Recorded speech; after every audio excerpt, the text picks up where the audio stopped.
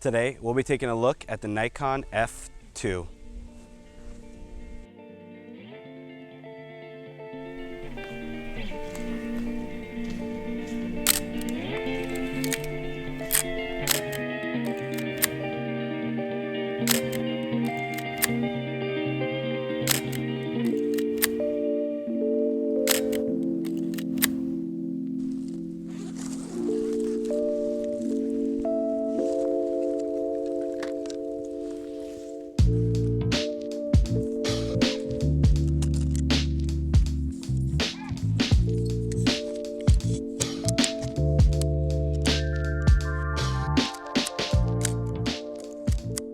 I'm in South Carolina for the week, so I'm gonna go out and shoot with the camera and just give my overall impressions on shooting with it and what I think the whole experience is like. But I've really become obsessed with the details and the mechanical components of these old film cameras.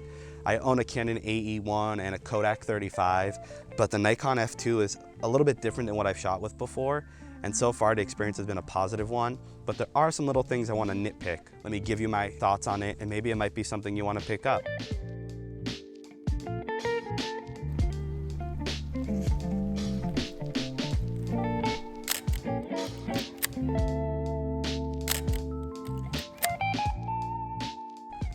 One of the first things that interested me in this camera once I picked it up was understanding just how modular it was. Yes, you could change the lens just like any interchangeable lens system, but the really cool thing with this Viewfinder Prism, this piece on top can be swapped out and replaced with other Viewfinder Prisms.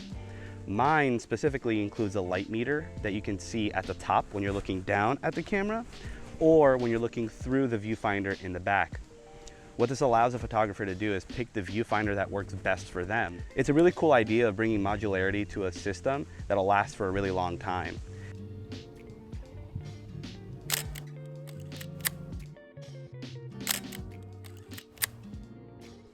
I can't talk about this camera without talking about the weight. This camera is a tank. There are some reviewers who joke about using this to beat off thieves who may be trying to mug you for the camera, or people using it in the Vietnam War and just stopping bullets.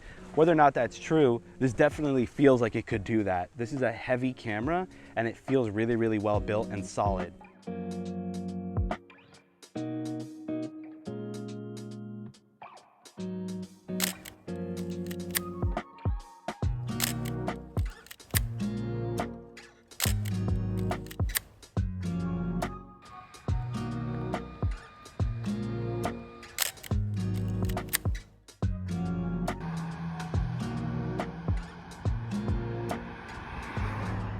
It looks like whoever owned this camera previously kept it in great condition, and I'm proud to be able to hold on to this camera.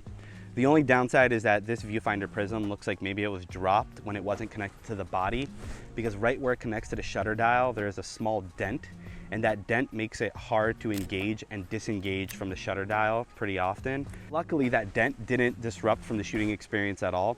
Once I lined it up properly, I was able to use the shutter dial just as I normally would, and everything was pristine.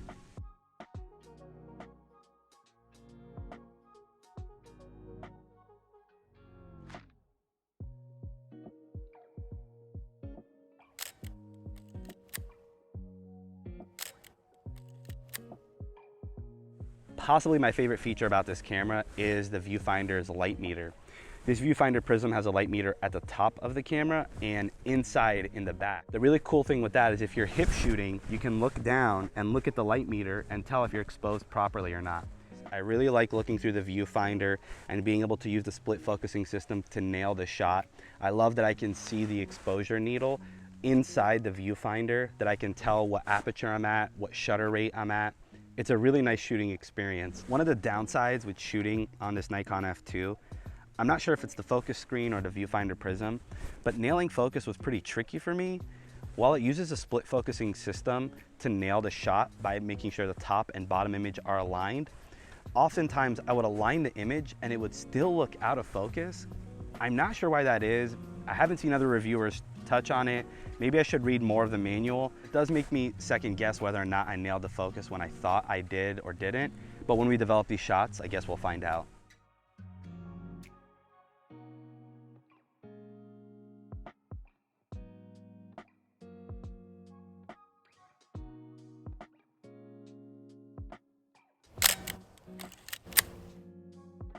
The other weird thing with this Viewfinder Prism is if you don't align your eye just right, you can very easily miss the light meter. I'm used to aligning my eye like center level with the viewfinder hole, but you almost have to put your eye just a little bit lower, and then you'll be able to see the aperture, shutter rate, and light meter needle. I'm used to my digital camera showing overexposure to the right and underexposure to the left. The Nikon F2 Viewfinder Prism light meter shows overexposure to the left and underexposure to the right. Having it flipped around confused me more times than I care to admit. I've been shooting every day with this camera for around 4 days now, and I still haven't wrapped my mind around it.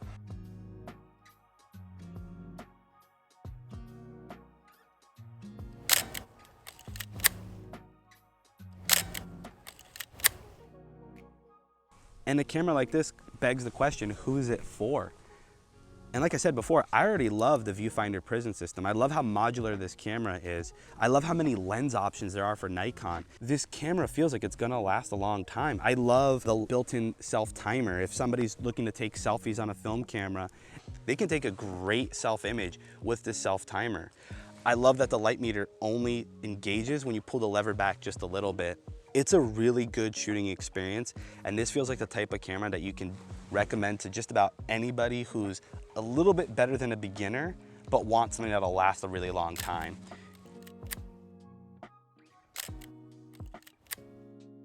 And this also brings up the question, who's it not for? This camera is heavy. I don't really know how to describe it other than just saying it's heavy, it's a tank, it's a beast of a camera. It really is heavy. I loved shooting with this camera so much that I never second guessed myself taking it out to take a picture. But at the same time, I did second guess throwing it into my camera bag. It was so heavy that it added a significant amount of bulk to the bag that I could tell it was in there. I think something else I don't really like is how you have to align your eyes just right to the Viewfinder Prism to see the light meter. If you're off by even a millimeter, you won't see the light meter at all and you'll think something is wrong. The first few times I fired off shots in here, I literally couldn't see the light meter, and I thought that the camera was either broken or maybe I read some instructions wrong. Once I learned how the light meter functioned and which dials did what, and getting comfortable with finger placement, this camera became one of my favorite cameras to shoot on with ever. I got very fast at walking up to a scene, exposing it correctly, and getting the shot, and that makes me feel like I'm a better photographer, and that makes me want to take more pictures. To me, that's the biggest criteria I have with any camera I pick up. The Nikon F2 made me want to take more pictures. It made me excited to pull it out of the bag and fire away. Pulling it all together, the Nikon F2 has been my favorite film photography shooting experience I've ever had. If I'm out and about and I find this priced reasonably, I will definitely pick up a copy for myself. It's a little bit costly going on eBay right now, but if you can find it below 200 with good accessories and good quality lens, good quality glass, definitely recommend you picking it up. It's such a good experience that my question now is, what's the next level in film photography cameras? I don't want to dive into the Leica world. I don't got that kind of money. But overall, the Nikon F2 is such a phenomenal camera. I really do trust that it'll last a long time.